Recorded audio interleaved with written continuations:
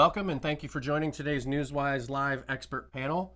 We're working today with the Association for Psychological Science to bring together 4 experts to talk about the psychological science of racism and other topics and issues related to that. I want to introduce, first of all, Charles Blue from the APS to give us some overview of kind of the scope and intent of today's discussion. Charles? Thanks, Tom. I just would first like to thank our panelists and also the team at Newswise who have helped pull this together. APS, the Association for Psychological Science, has been looking into the underpinnings of racism for many years. As a matter of fact, on our website, on the homepage, we do have a curated collection of lay language research on racism, as done before, but we also wanted to present the latest, most current information, particularly in light of recent news and the challenges that face. So after polling the leadership, we came up with a team of people who are doing really outstanding forefront work, and I'm looking forward to hearing from them. So thank you. Thank you, Charles. I'd like to introduce our first panelist and spotlight his video. Give me just one moment. We have with us here Michael Kraus. He's PhD, Associate Professor of Organizational Behavior at the Yale School of Management. Dr. Kraus, thanks so much for joining us, and I will go ahead and share some slides that you have that you'd like to show as you talk about some of the work you've done. Thanks, Tom. So I'm really excited to be here today to talk to you about some of my work. I'm a social psychologist by training and currently a professor at Yale University. And I study the psychological components of societal inequality. Today, I'm going to talk to you about research on American narratives of racial progress. The general take home is that we have narratives that present a rosy, more just, and more equitable picture of what America is. And our psychology combines with these narratives to prevent us from seeing the constant work and struggle that is necessary to produce that more just and equitable society that we desire. So that's the short version of what I'll talk to you about today. So the United States is a country founded on principles of meritocracy and freedom. Life, liberty, and the pursuit of happiness are written into our Constitution.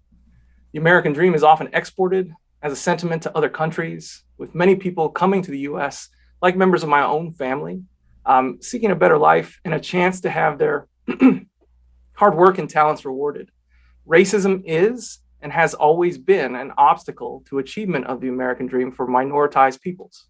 But this fact rarely surfaces in our idealized discussions of this nation, sometimes in our history books, and in much of our mainstream political discourse. Instead, we have a distorted sense of racial progress. When people think of American society across time, we may be able to acknowledge some racism in the past, in the history of the US. But aside from that, most Americans believe we passed into a new era of increasing racial harmony. The horrors of chattel slavery and Jim Crow, naturally and automatically undone by our principles of freedom and fairness, such as society progresses, each year we get closer and closer to the ideal of racial equality. The challenge of narratives of racial progress then is that because of the way people tend to favor social information that is consistent with their own deeply held beliefs, we will often misinterpret contemporary events in society in line with these idealized notions of America. So as an example, we rely on narratives of racial progress when we interpret current acts of racism, not as racism, but as potentially isolated incidents, or as possibly not involving race at all, or as maybe caused by other factors, or as exaggerated when reported in other ways.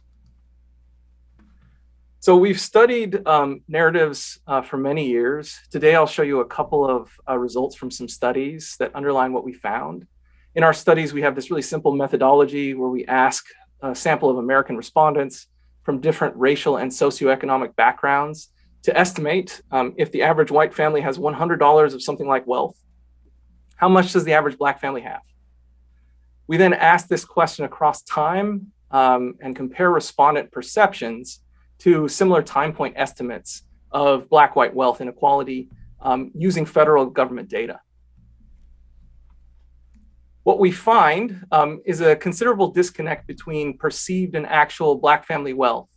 and a pattern consistent with the application of these racial progress narratives I'm talking about. So here I show you our data examining perceptions of Black wealth when white wealth is $100.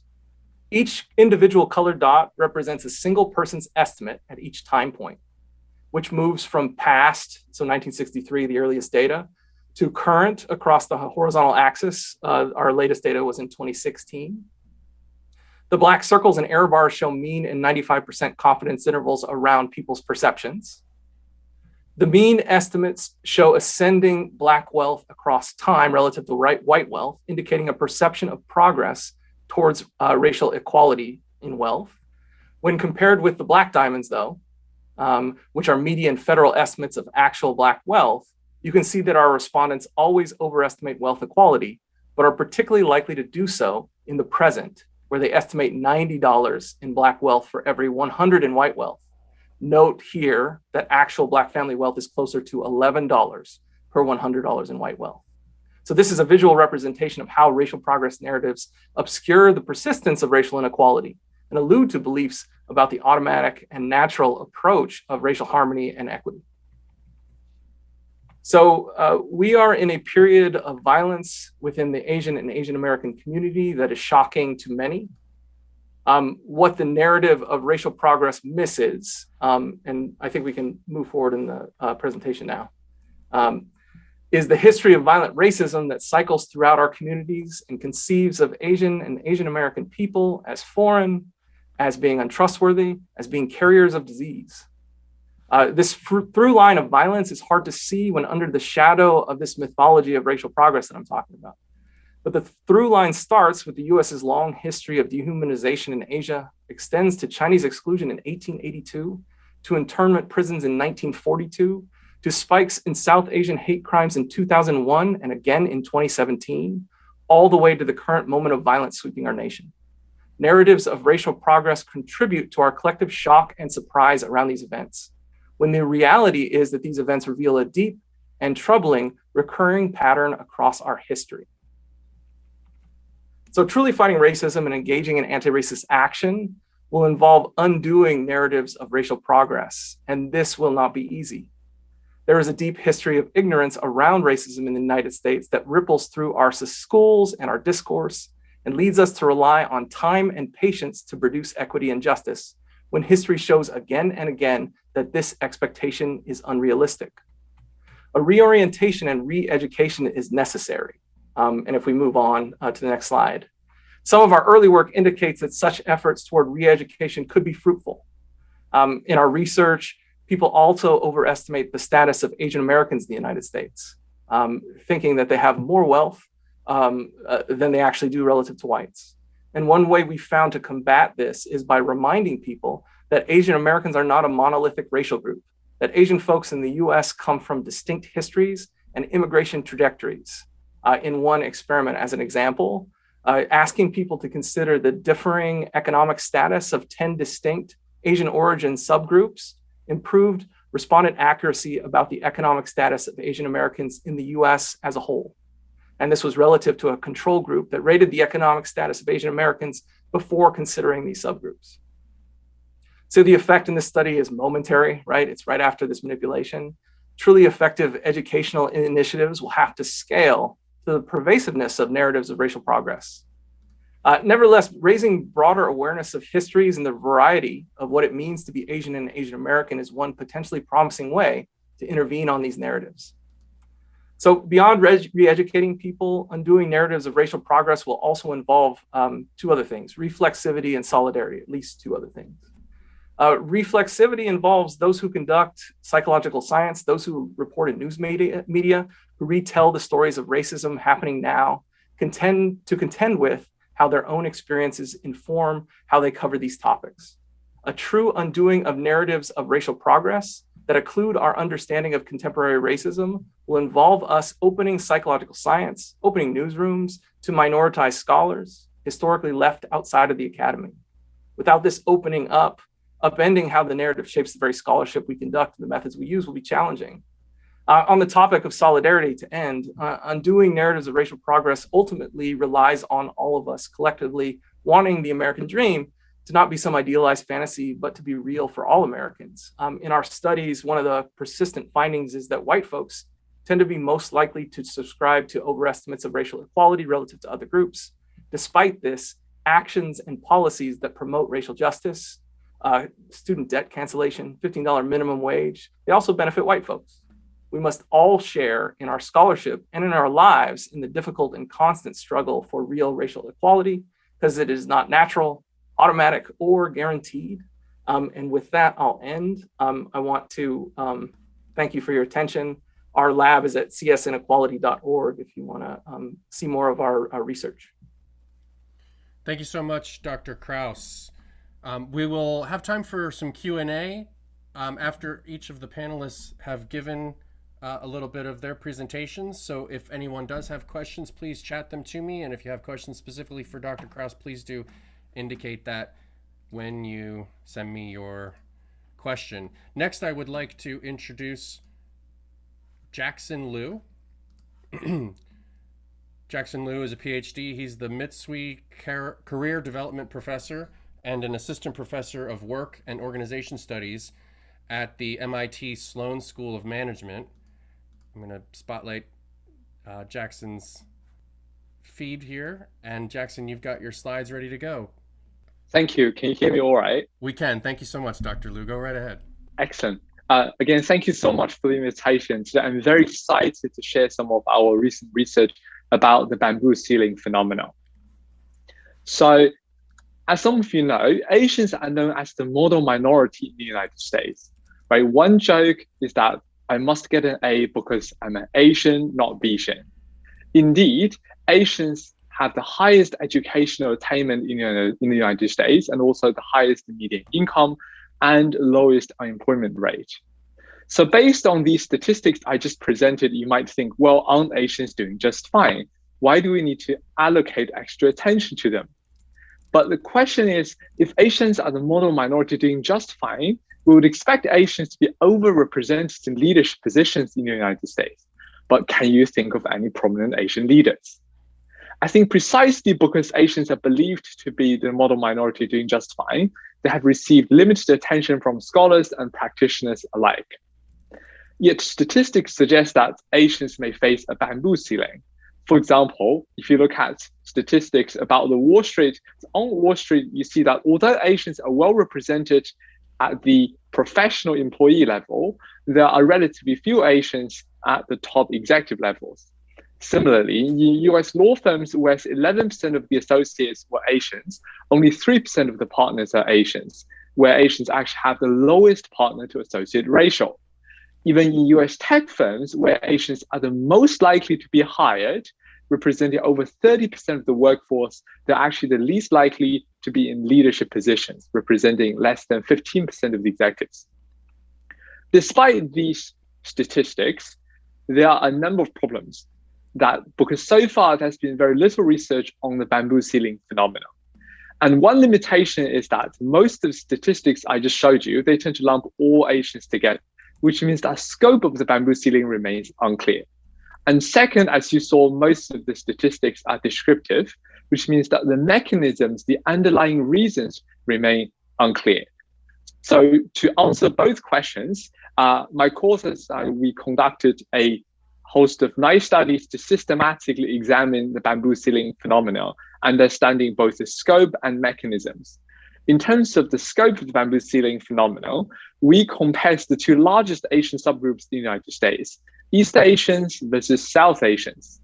Now, if you think about it, in the United States, there are actually quite a number of prominent South Asian CEOs, including the CEO of Google, Adobe, Citigroup, and so on, PepsiCo, right?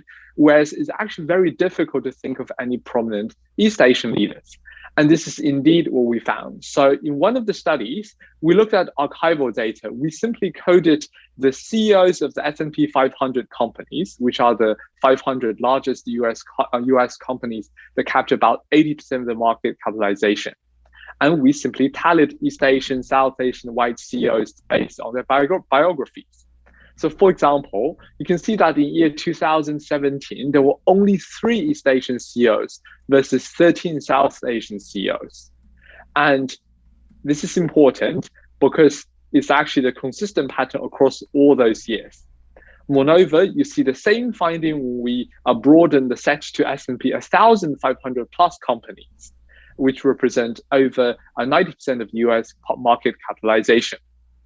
What's more important is that once we adjust for population, the discrepancy between East Asian and South Asian is even bigger, because in the United States, the East Asian population is about 1.6 larger than the South Asian population. So when we adjust for population, you see that East Asians are really underrepresented, whereas South Asians are actually quite well represented, for example, compared to white CEOs. So the first key finding from our study is that East Asians, but not South Asians, tend to face bamboo ceiling in the United States. And indeed, we see the same pattern over and over in different contexts. For example, in this field study, in 16 S&P 500 level companies, where we had a large sample of East Asians and South Asians. And we looked at who currently occupied executive or senior leadership positions. And you can see the discrepancy about 10%.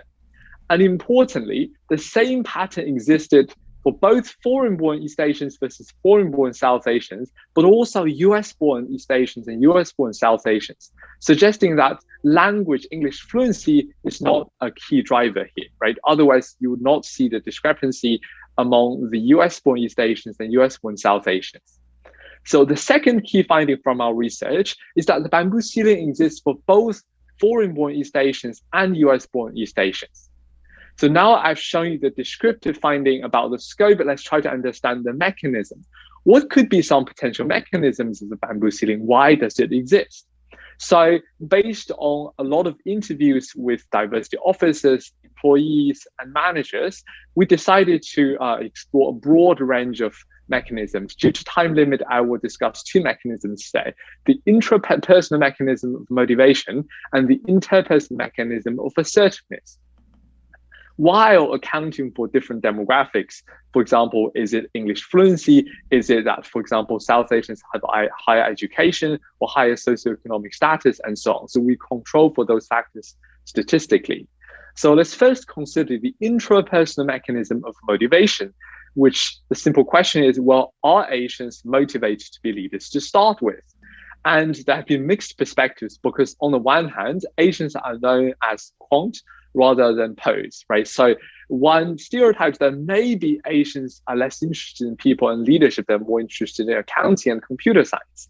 Yet an alternative perspective suggests that Asians do aspire to status, to leadership positions than non-Asians. So according to one survey, 64% of Asians aspire to high-ranking jobs versus 52% of whites. And consistently across our studies, the third key finding is that actually East Asians are equally motivated to be leaders as South Asians and whites, suggesting that the bamboo ceiling is not really driven by East Asians' lack of motivation. The second key mechanism we discussed or examined is the interpersonal mechanism of assertiveness, which is defined as the tendency to stand up and speak out for one's interests and concerns when appropriate. So why is assertiveness important? It is important because according to implicit leadership theory, individuals are less likely to attain leadership positions when their characteristics fail to match the cultural prototype of leaders. Well, in the United States, the prototypical US leader is someone who is assertive, because asserting one's opinion signals confidence, motivation, and conviction. So let's think about cultural differences in assertiveness. Strongly influenced, for example, by Confucianism, East Asian cultures are characterized by humility, conformity, and interpersonal harmony, as evidenced by proverbs such as, for example, the nail that sticks out gets hammered down, versus the Western proverbs such as this squeaky wheel gets the oil. So, for example, in one study, researchers asked participants to show the same photo to American participants and East Asian participants. And what they found is American participants are more likely to say, well, clearly the person on the left is leading in the front. Whereas in East Asian cultures, participants are more likely to say, well, actually the person in the back, the protective father figure, is the prototypical leader, right? So you can already see some of the cultural differences. Well, what about South Asian cultures? It turns out that on average, South Asian cultures also encourage assertiveness in interpersonal communication. As, for example, elaborated in the book, The Argumentative Indian by the Nobel Prize winner Amartya Sen, where he discussed how a long tradition of argumentation debate, where people encounter massive arguments and counter-arguments spread over incessant debates and disputations, which is very common in South Asia. And indeed, what we found consistently across our studies is that on average, East Asians are less assertive than South Asians and whites. Again, whether for US-born East Asians or foreign-born East Asians. And a related key finding is that we see that assertiveness consistently mediated East Asians' underrepresentation in leadership, which means that East Asians but not South Asians hit the bamboo ceiling in the United States, partly because East Asians communicate less assertively. So I think our research offers some important and timely practical implications. The first thing to note is that the stereotype that East Asians are non-assertive can be both descriptive and prescriptive, which is to say that people not only believe that East Asians are non-assertive, but also believe that East Asians should be non-assertive. And this raises a really important problem because it means that East Asians may face a double bind, which is that if they're not assertive, for example, due to their cultural upbringing, they will not emerge as leaders. But the problem is that if they are assertive, then they may be viewed as too assertive for East Asians. People might say, oh, that person, that East Asian is too assertive for East Asians. A related practical implication is that here I want to emphasize the onus of breaking the bamboo ceiling should not fall on East Asians themselves. Rather, American organizations, first of all, should recognize that instead of thinking, okay, East Asians or Asians are the model minorities, we don't have to pay attention to them, American organizations should be cognizant of the underrepresentation of East Asians in leadership roles. That is to say, to recognize the bamboo ceiling problem. And they also need to understand the cultural differences among different Asian subgroups, right? So perhaps an East Asian person is not speaking up. It doesn't necessarily mean that they don't have no opinions to share, but culturally, perhaps they tend to value humility more, right? And also currently, American organizations and societies and governmental reports, for example, tend to lump all Asians together as a single cultural group, right? So typically in American organizations, there's a single employee resource group for all Asians without recognizing some of the cultural differences. And last but not least, we encourage American organizations to evolve their implicit prototype of leadership to really fit an increasingly diversifying workforce and recognize that there can be more than one successful leadership style. There can be more than one successful leadership prototype, which is to say that it's not always the case that the most assertive leaders are the most effective leaders. So I think my time is up. So if you have more questions, please feel free to read our paper published last year or shoot me an email with any further questions. Thank you so much. Thank you very much, Dr. Liu. Next, we want to introduce our next panelist, and that is Dr. Sapna Cherian. She's PhD professor at University of Washington. Dr. Cherian, thank you so much. Please go ahead.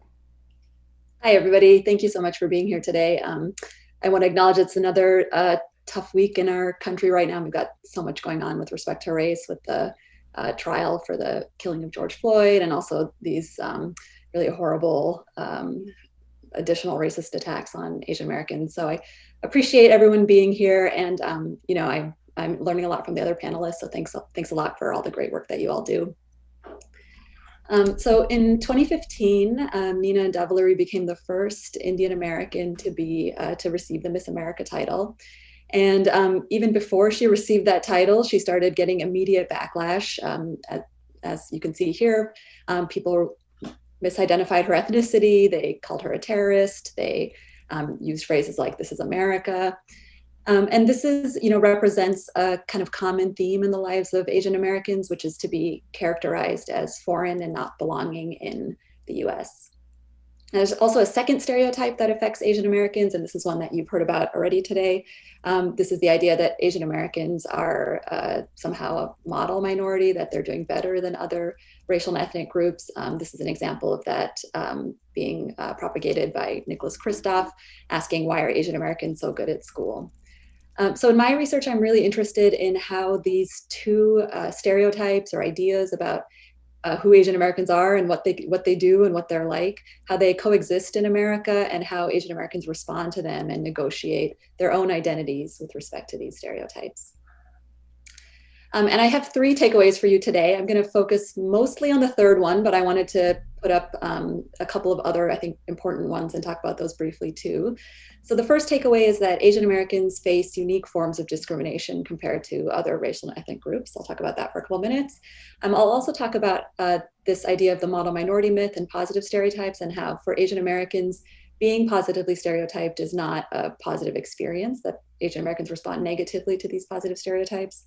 And then the third idea, and the one that I'll spend the most time on, is that Asian Americans are not passive in their responses to being characterized as foreign, that they take very specific steps to respond to this, and sometimes this can be to their own detriment. So let me start with the first one, unique forms of discrimination. This is work that I did with my former graduate student, Linda Zhou, who's now an assistant professor at University of Maryland. And what we did in this paper is we asked people in America to just write about the last time that they were discriminated against, to just describe what that experience was like.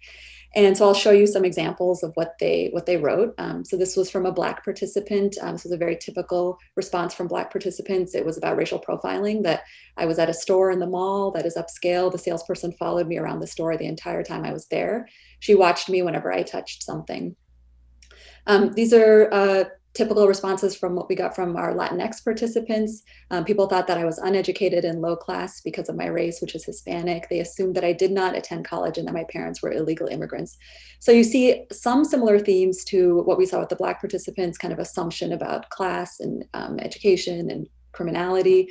But you also see this additional perception of not being from America, like having your parents be from somewhere else. With our Asian American participants, we saw responses that look like this. We saw evidence of that kind of model minority. So people assume that I know how to fix computers. And we also saw evidence of this perpetual foreignness. I was sitting on the subway, minding my own business, when a belligerent Caucasian came up to stand in front of me. He pulled back his eyes and started yelling, "Go back to your country."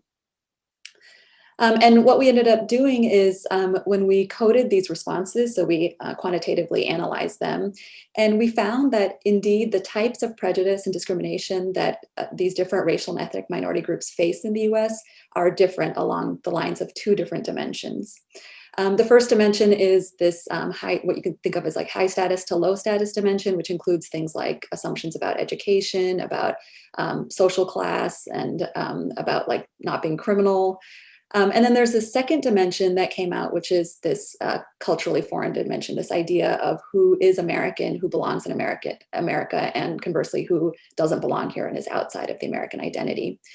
And when you look at people's own experiences of prejudice, or you look at the way that these groups are stereotyped, you see that different groups fall into different quadrants, with white Americans being perceived as the most American and the highest status, Black Americans and Native Americans being perceived as lower status in American society, and American, not as American as white Americans, but more American than these other racial and ethnic groups.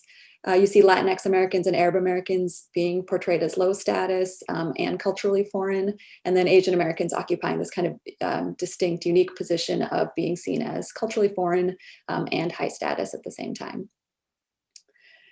So I'm going to talk a little bit about how Asian Americans now respond to that model minority, the kind of being perceived as high status, and that being communicated through positive stereotypes like Asians are so good at math, or Asians are doing so well in the US. So how do Asian Americans respond to that? Well, we can go back to the Kristof example and see how Asian Americans responded to that, which wasn't very positively.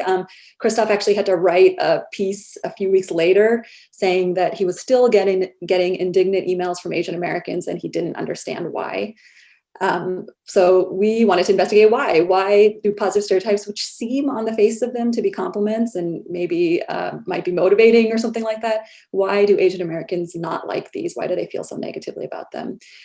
And what we found is, indeed, when you do studies on this, we did experiments looking at how Asian Americans respond to people who say positive stereotypes about their group, and we did find that Asian Americans dislike white people who state positive stereotypes of their group.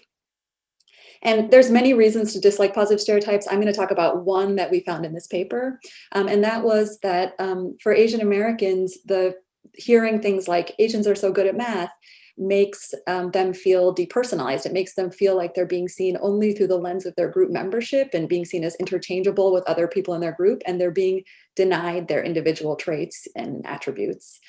And what was interesting about this finding, we didn't anticipate at first, and then made perfect sense to us when we found it later, was that this effect of not liking positive stereotypes was particularly strong for US-born Asian Americans. And that makes sense because if you think about what we value in American culture, we really value individuality, standing out, being unique, having our own traits and characteristics recognized.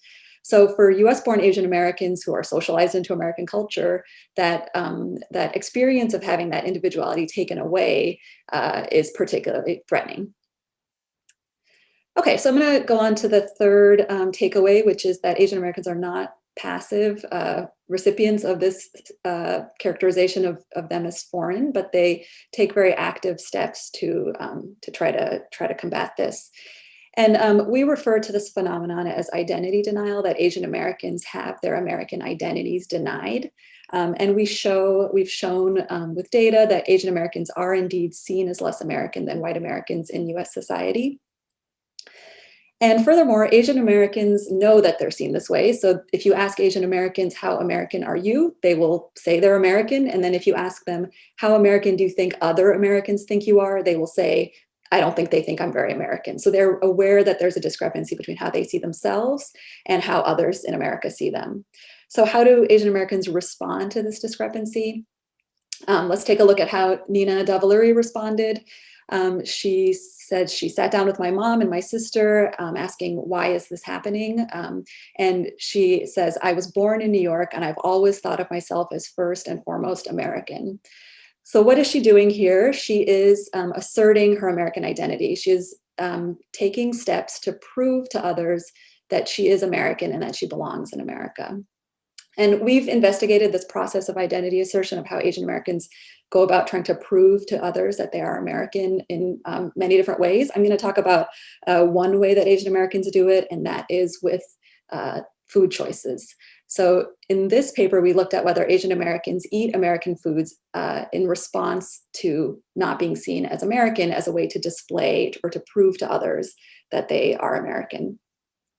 And I'll show you, I'll talk about one study from this paper. So we had US-born Asian Americans, and we had them come into our lab one at a time.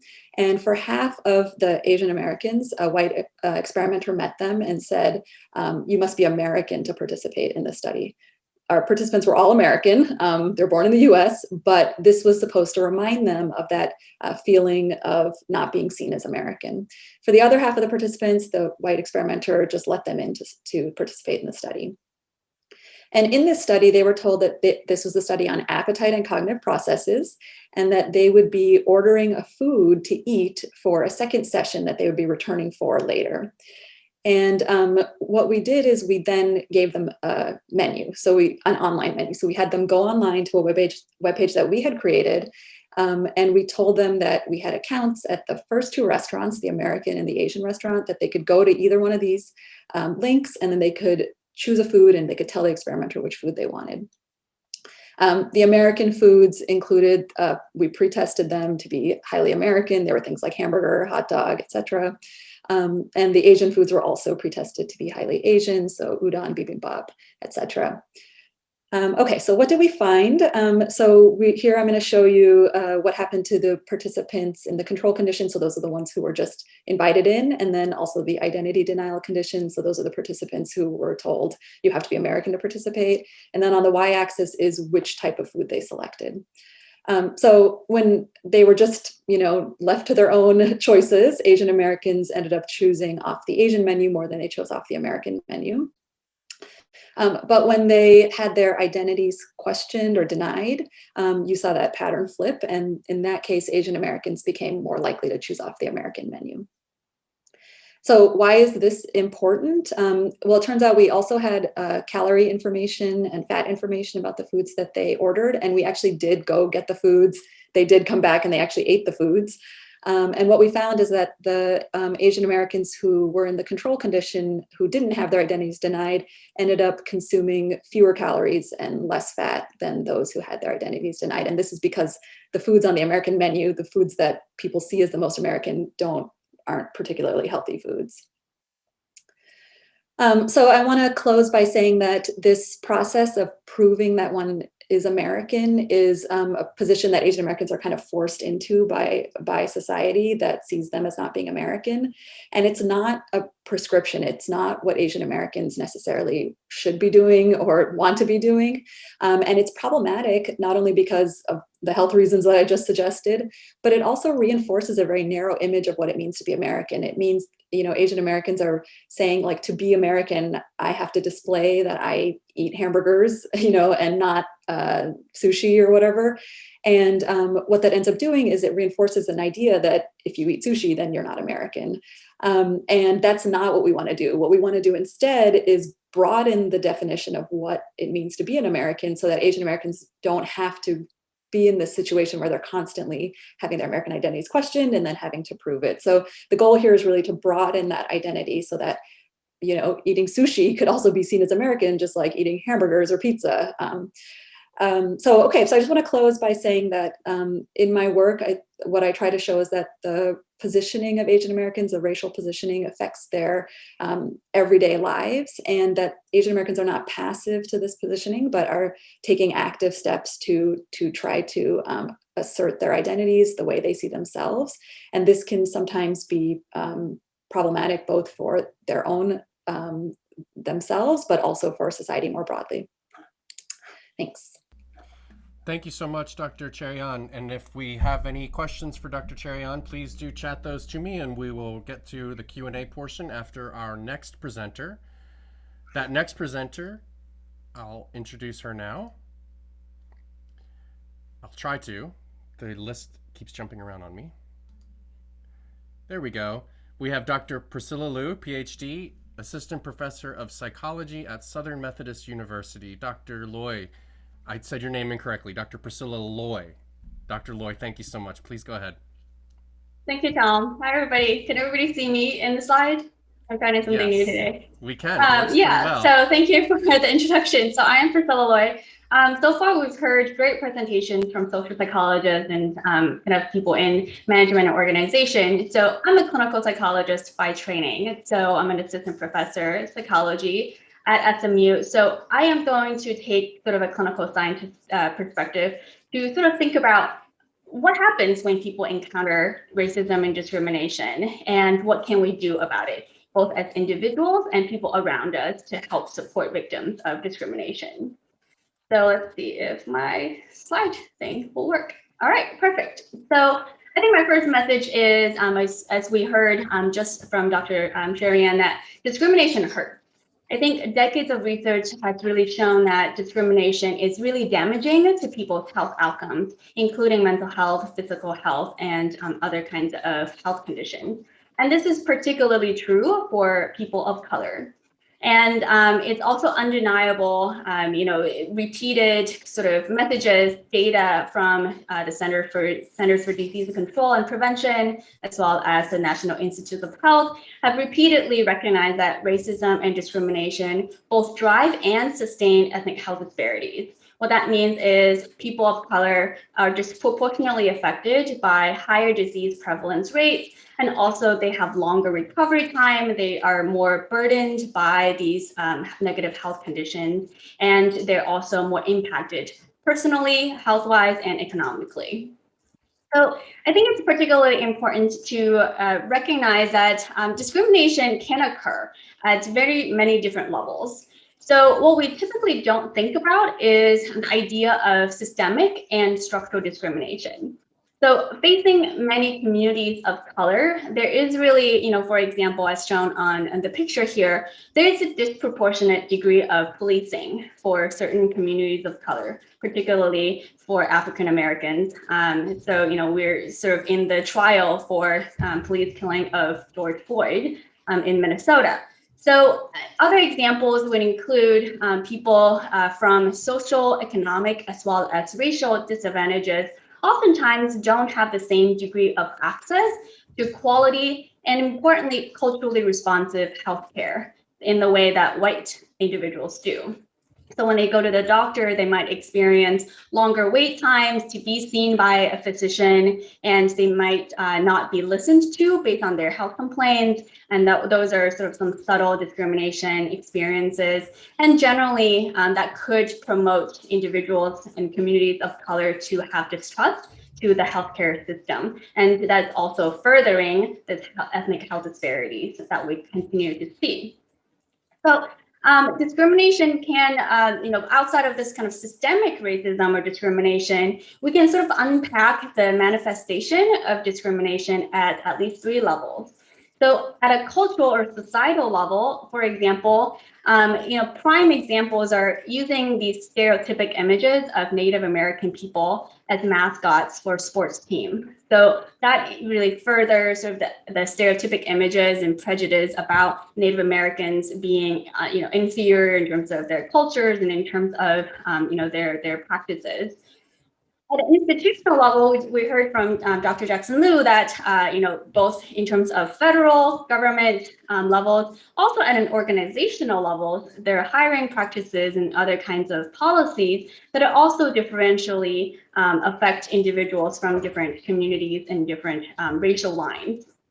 And finally, typically we think of discrimination occurring in interpersonal experiences. So what that means is I'm running into someone of a different racial background and we started talking. I might be, sort of treated differently just based on the way that I look, my skin color, the hair texture, and my facial features. So over the past several years, or at least 10 years, some people are starting to sort of question the idea whether discrimination is still existing, is still impactful. So research continues to show, both in terms of social psychology, clinical and counseling psychology, that discrimination and experiences with racism are linked robustly to people's cardiovascular health. And for what I study in terms of addictive behaviors, can promote alcohol and substance misuse. And certainly for sleep-related problems, which can exacerbate a host of health and mental health problems, and also negatively impact children's educational performance as well. And as a clinical psychologist, we're also often worried about stress responses, experiences with depression, anxiety symptoms, and even eating pathology.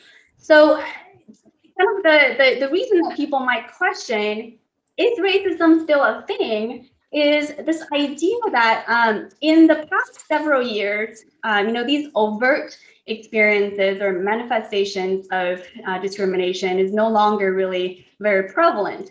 So for example, N-word, racial slurs are not really heard as often as several decades ago. Segregation, these hiring practices that overtly, blatantly discriminate certain communities of color are not acceptable or even not legal. So the idea that, is discrimination still existing is actually challenged to the extent that some of these experiences of discrimination are actually, especially in terms of interpersonal experiences of discrimination, seems to be increasingly subtle and happening in everyday lives.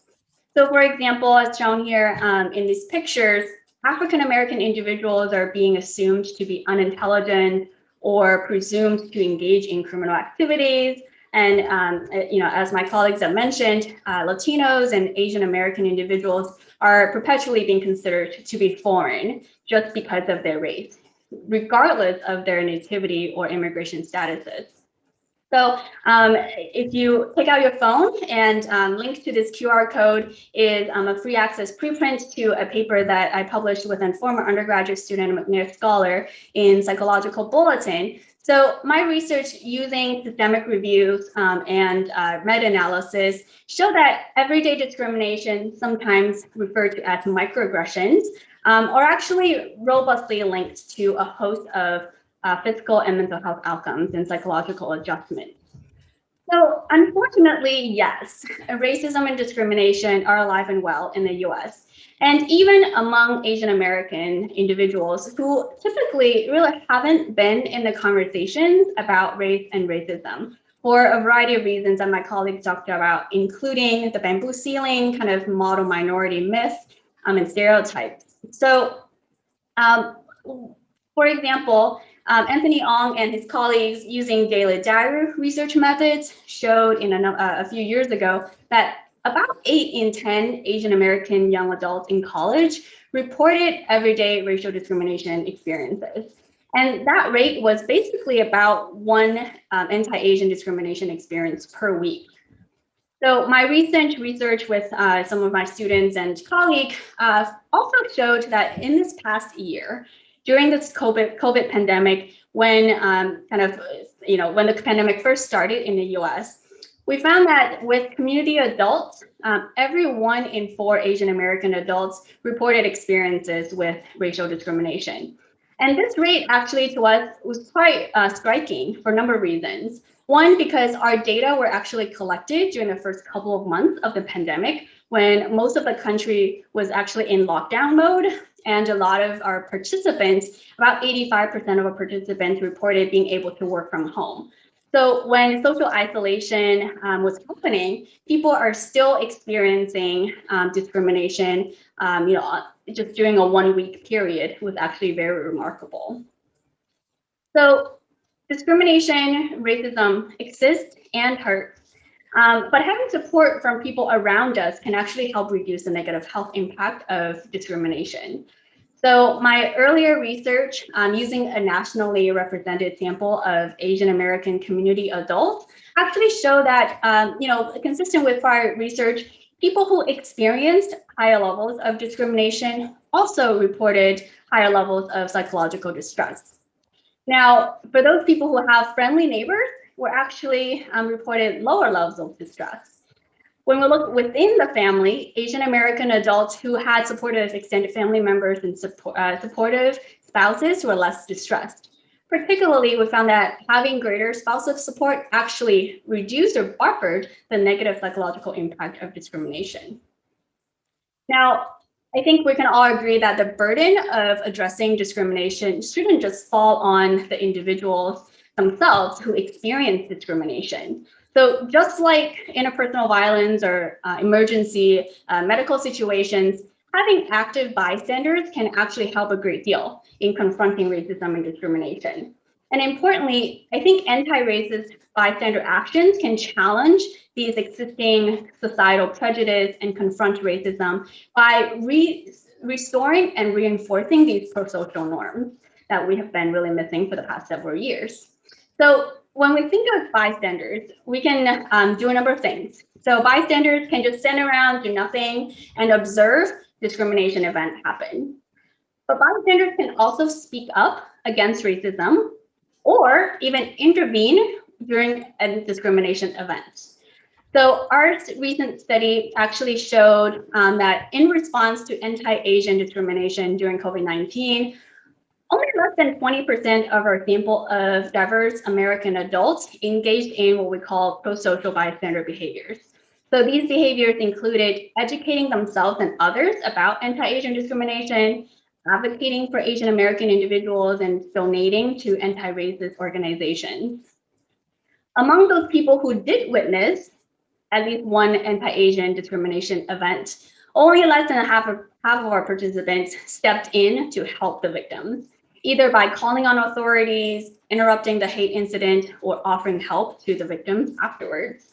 So we wanted to understand who stepped in to help, and potentially sort of the future is to understand why and how we can engage more people to engage in these anti-racist bystander actions. So we tested a number of factors related to people's bystander interventions, and we found that somewhat surprisingly, ethnic and gender identity or gender backgrounds didn't predict who stepped in to help. And neither did people's self-reported attitudes toward anti-Asian discrimination. What we did find was that people who experienced more everyday discrimination prior to the pandemic were actually more likely to intervene as a bystander. So potentially they are more empathic, they're more confident, knowing how to step in to help and advocate for an Asian American victim of discrimination. So overall, in closing, I just want to say psychological science has shown that discrimination exists and hurts. Having family support, bystanders who are active, and white allies can certainly help reduce the negative impact and confront racism. And I hope that we can use this knowledge base, expand it, and also continue to inform ways to address racism and discrimination, resolve health disparities, and then also change social norms. So kind of just my contact information is here. I really look forward to the panel discussions and questions from the audience. Thank you very much, Dr. Liu. Now we do have time for some Q&A. So I'd like to first go to Dr. Kraus. If any of the media on the call want to ask a question, please do chat that to me, and we'll go ahead and get you queued up to ask your question. I have a question to start with for Dr. Kraus. How do you explain the kind of shock factor about incidents of racially motivated violence and the public, some in the public seeming to be surprised or in some level of disbelief about the reality of racism, in particular with these recent events affecting Asian Americans? Why is it so challenging to communicate and be convincing about the reality of racism to the public? And your research showing the perceived, for example, progress toward equality being way off from the reality. Sure. Thanks for that. So I guess I would try to explain it as a motivated process. So what I mean by that is I want, desperately to live in a world where I don't have to worry about my mom going to the grocery store, right? And that's a natural kind of inclination that you would have to want to live in that world. So to think that this is not that world is a challenging space to inhabit psychologically. And so it's very easy for us to apply beliefs that help us avoid those uncomfortable truths. And so the shock can happen in the context of thinking about hate crimes in the Asian and Asian American communities, because we're not trying to inhabit that world where we feel threatened constantly, where we feel uncomfortable. And that's true for everybody, right? You don't want to live in a world where other people have violence threatened against them based on their group memberships, right? Like that's not a world that I want to live in. That's not a world that I want to think about living in. And so, in the case where you have a choice mentally between thinking of the world in those terms, that's going to be cognitively taxing. It's going to cause a lot of stress that Dr. Liu talked about. You might instead fall into these narratives of progress to conceive of the world as better, as more just, as more equitable, where those incidents, even when they happen and you attend to them, seem like isolated incidents, seem like there could be other explanations for the violence. There could be something that we don't know yet, and we have to hear the whole story. So that's kind of like the psychological process that can happen and unfold that leads people to think of, instances of racism as being not about a pattern, but about an exception that proves that the narrative is really real. Thanks for that. Thank you, Dr. Kraus. Dr. Liu, you talked a lot about the bamboo ceiling and the reality that there is something holding back, especially East Asians from leadership roles in corporate America, yes. and that probably trickles down into other areas. What do you think can broadly be done to combat this bamboo ceiling? Thank you for that great question. I would say it's a two-sided story, right? So First, I want to emphasize that the onus of breaking the bamboo ceiling shouldn't fall on Asians themselves. As I mentioned in the presentation, American organizations need to recognize that Asians aren't just the model minority with no challenges at all, right? They face the bamboo ceiling despite doing so well academically, with the lowest unemployment rate and crime rate and so on. So, and second, I think organizations need to recognize that not all Asians are the same. There are important cultural differences, for example, among the Asian subgroups, right? So the bamboo ceiling is really a cultural incongruence, and there can be different types, different styles of successful leadership. So I think that's sort of the story of the organizations, what organizations need to do. At the same time, I think Asians can potentially benefit from trainings to become more assertive, to understand, appreciate their culture, but also understand what needs to be done, for example, to emerge as leaders in the United States. So, for example, just like Kamala Harris, Elizabeth Warren, Bill Clinton, Ted Cruz, Andrew Yang, the former US presidential candidate, he had extensive debate training and actually represented the United States in debate world championship, which I think perhaps helped him become very articulate when he was on stage debating or answering questions, and that made him partly look like a leader. So I think there are different ways to resolve this problem, and it's a two-sided story. Thank you, Dr. Liu. Dr. Cheryan, are there concerns among the Asian American and broader Asian community, and for you, that this willingness and desire to adapt to Western cultural expectations shifts the responsibility from the perpetrators of racism onto the victims? And what can be done about this to avoid this discussion being in any way misconstrued as victim blaming? I understand that your research is largely about how many of these communities adapt to cope with these things. How can this also have an element of it to put some of the onus on the majority population to let go of what some of those expectations are and broaden their definition of an inclusive American identity? Yeah, let me be clear and say that I don't think Asian Americans' role in this is their job is to disprove the stereotype. I mean, it's kind of I would say almost natural reaction. Someone tells you something that you're not, you're gonna say that you are that thing. But it's not clear that that's effective. I mean, Asian Americans go around doing this. It's not clear that that's actually changing anybody's minds about what, Asian Americans not being foreign. So really what we need to do is change the image of what it means to be an American in this country, so that when people think American, they don't think white,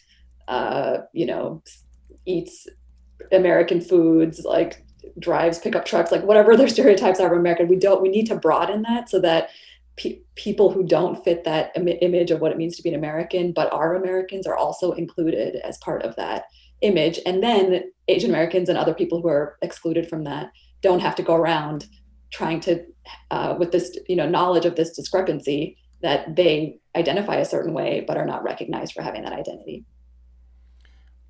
Thank you, Dr. Cheryan. I want to go to Dr. Liu and just remind the audience, any media in the audience, you're welcome to chat any questions to me. We have time for a couple more.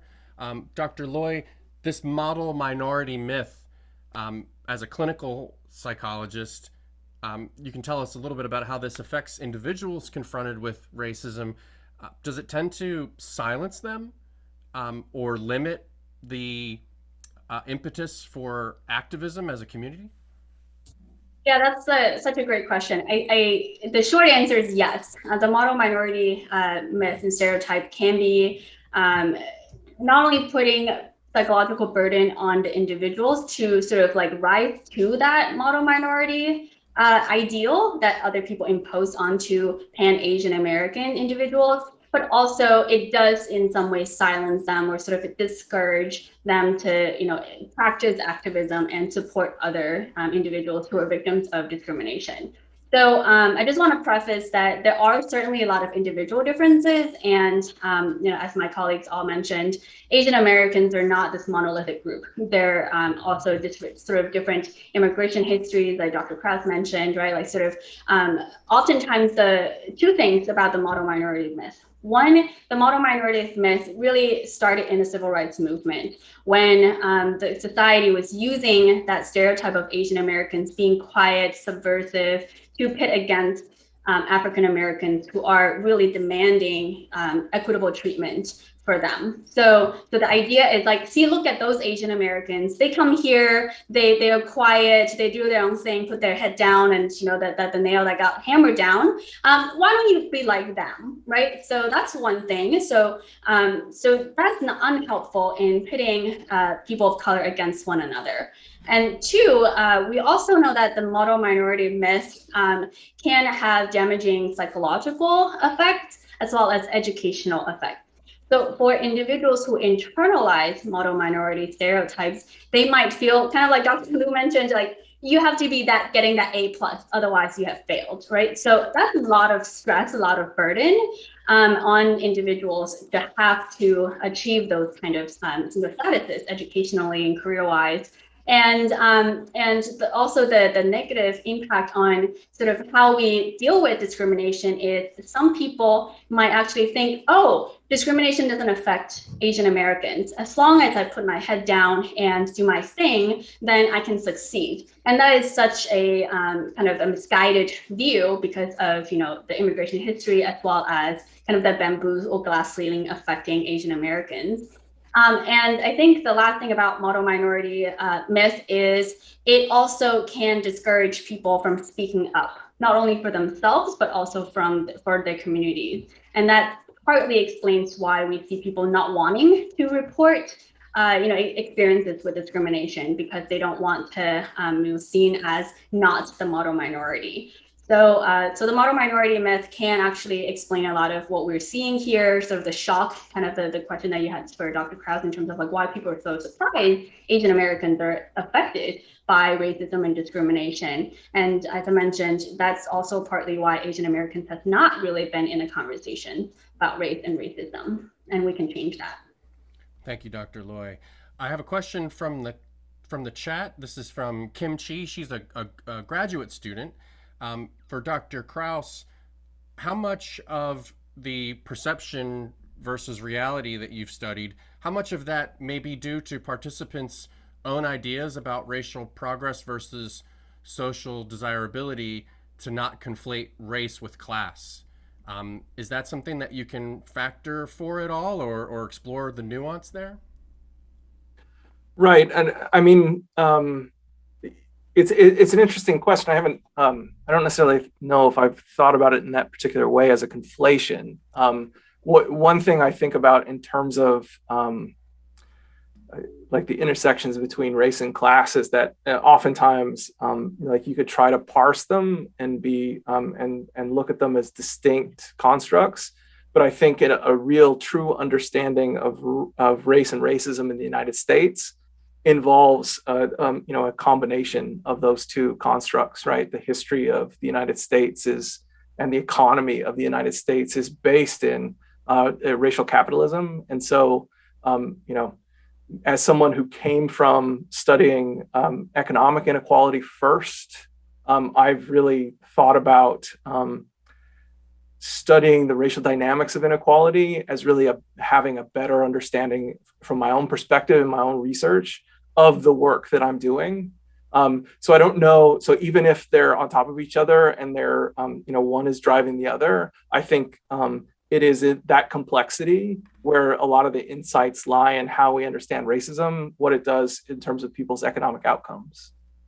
So just some thoughts about that came to mind as a result of that question. Thank you. For Dr. Liu,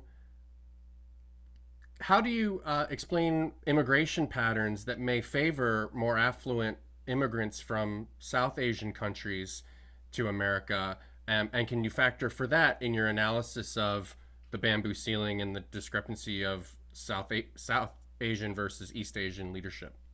That's a great question. So the short answer is across all of our studies, we account for socioeconomic status, either by, for example, asking about their education, their personal income, their family income, their parents' income, and so on. And we still consistently see the bamboo ceilings, even after accounting for socioeconomic status. Thank you, Dr. Liu. For Dr. Cherian, another question from the chat. You mentioned that those people who are seen as foreigners push back by asserting their identity to prove their Americanness and belonging. The beauty of America, as you mentioned, is the eclectic and broad cultural identities that are part of being American. Does the idea that Asian Americans being perceived as foreign should try to fit in and claim Americanness send a wrong message? Shouldn't the onus be on the dominant group to learn and understand these amorphous boundaries of what it means to be an American? And I apologize if this is, very similar to the previous question, but it was a question here from the chat from Courtney White. Yep. Asking this. So I wanted to give a chance for that question to get fleshed out as well. Yeah, I totally agree. So this, I think, is related to the first question on who should be doing the action to make the change. And it's definitely not Asian Americans. This is a societal level problem. And so we need to make societal level changes to the stereotype. And some ways to do that could be changing representations of Asian Americans in the media so that they're not portrayed as being foreigners, but shown as Americans. I think Dr. Liu's research also speaks to that. If we don't have Asians in positions of power, then people are not getting exposed to Asian American leaders who can help change that image. I think the way we talk about Asian Americans in the media makes a big difference. There's a kind of a well-known error that was made in when Michelle Kwan was figure skating. There was a headline that read, American beats Kwan, when I think Tara Lipinski beat her, but Kwan is an American. And so anyway, so it's errors like that end up perpetuating this stereotype, and that's the place where we need to make change. I also wanted to actually weigh in a little bit on the question about why has there not been more outcry about this discrimination against Asian Americans. And I think the foreignness thing has something to do with that. I think, these unique forms of discrimination that Asian Americans face, they're unique because Asian Americans face them compared to other groups, but they're also unique because they don't fit the image of what we think of when we think of discrimination. And so I think what we have shown in some recent data that I didn't show today, but this idea that you can be discriminated against because you're foreign, it's not seen as bad as discrimination based on other things.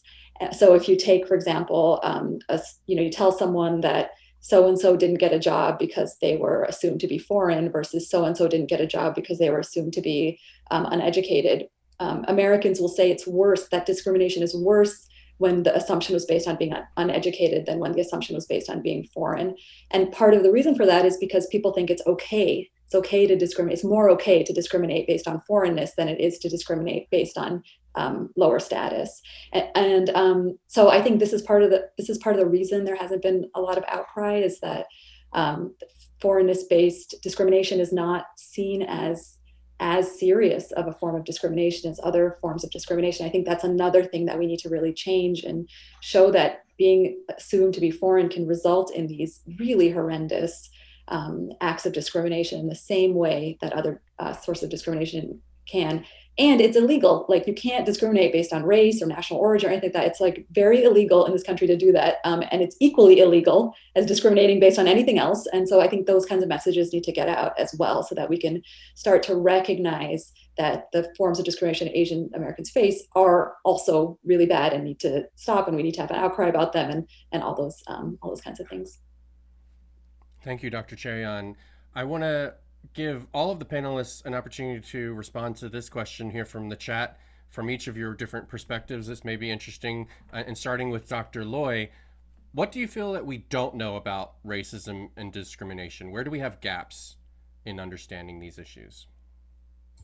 I think a lot of gaps. I think as a researcher, in some ways, that's job security, I guess. So I think one thing is, how do we understand individual differences in how they respond and how they react to discrimination? There's a lot of remaining room to sort of keep that apart. So, and also from kind of the perpetrator's perspective, we also have a lot of room to understand, like, how do people respond to act of discrimination for different populations, different communities, and who rises above to help and advocate as white allies or bystanders.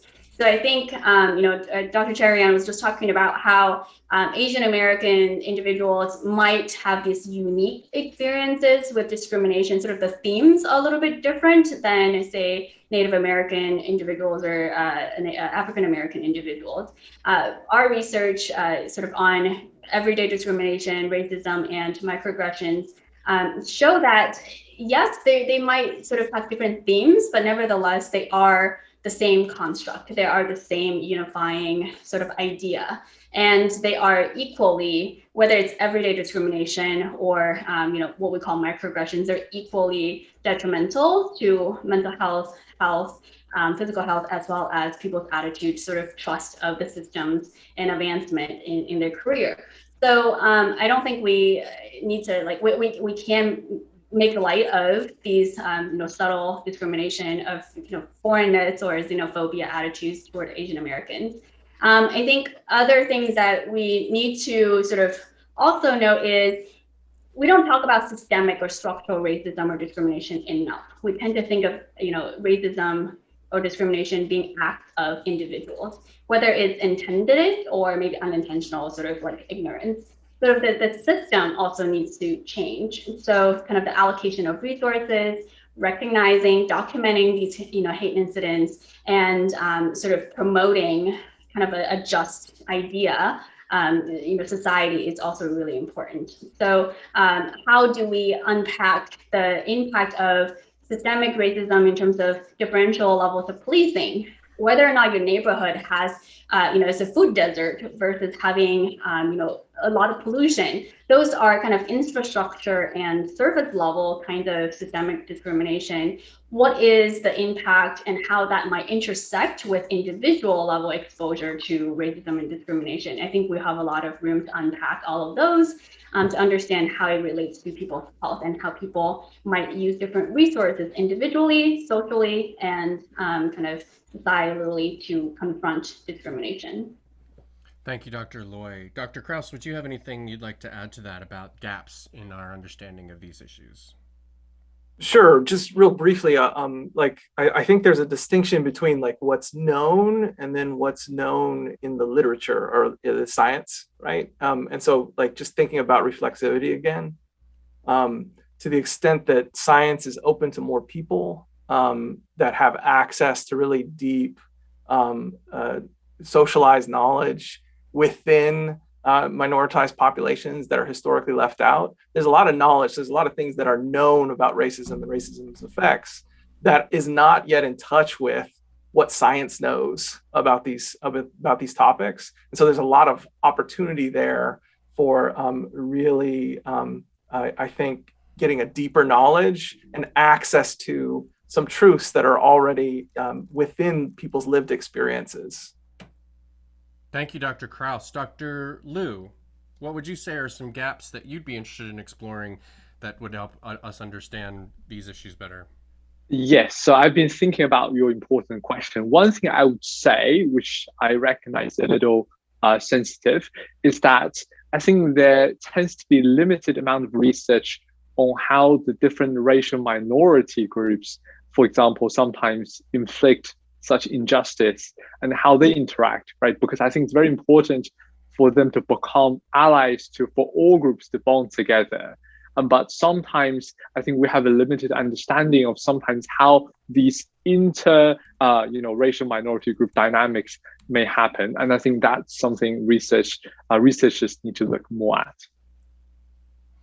Thank you, Dr. Liu. Dr. Cheryan, would you add anything to this question about gaps that need further exploration? Yeah, I agree with all my colleagues. I think those are all super important ideas. I was like kind of checking them off. I'm like, oh, there's that one. The only one that, well, I guess there's two that came up for me. And I think some people talked about this in their presentations, but really looking at ethnic group variability, I think is really, really important. So not only within Asian Americans, but within all the racial and ethnic groups. And then the second one is intersectionality. So thinking about how all of these effects that we presented today and also just, that are out there in the literature really intersect with other identities, for example, gender, social class, sexual orientation. There's so many different ways of thinking about intersectionality, but I think that that's a super important place to go in the future, to not homogenize over ethnicity and also not over these other important identities. If I could add, Please go ahead, I think my colleagues all like had really brilliant ideas, sort of thoughts. One thing that I think I wanted to, sort of put my clinical scientist hat on is some of our tools currently in terms of clinical interventions can help, but they tend to focus on what the individuals can do. Sort of in a consulting room, someone comes in to seek therapy. We may or may not address sort of the complexity of discrimination structurally and also interpersonally, how that affects, people's psychopathology or their mental health. And we do have some tools, but certainly what's also important is how do we make existing, these great interventions culturally responsive to the needs of these communities of colors who have been underserved and, sort of really not really understood a whole lot, kind of like what Dr. Kraus is talking about. Like we know in science, but then that information may not be in the general public within the clinician's hands, because usually it takes 10 years to get basic science into the service industry. Right. And then also, again, speaking to the structural and systemic issue, is who are the researchers, who are the clinicians serving these communities?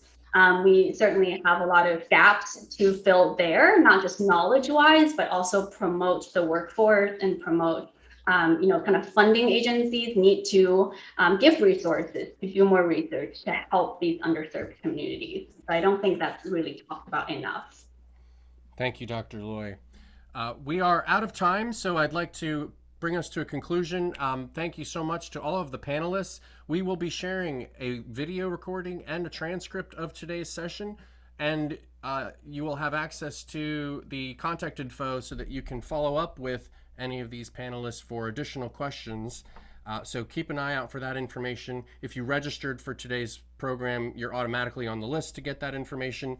If you followed some link that you maybe just got without registering and you'd like to get that info, please email us at info@newswise.com and we'll be sure to get you on the list to provide you with that information.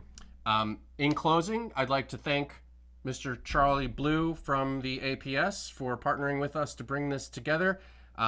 It's such an important issue. We've had a tumultuous year in terms of bringing racial inequality to the fore. And I would just like to say that neutrality is not an option. We all need to be anti-racist. It's no longer acceptable to just be neutral and to not perform an act of discrimination yourself. We need to be anti-racist.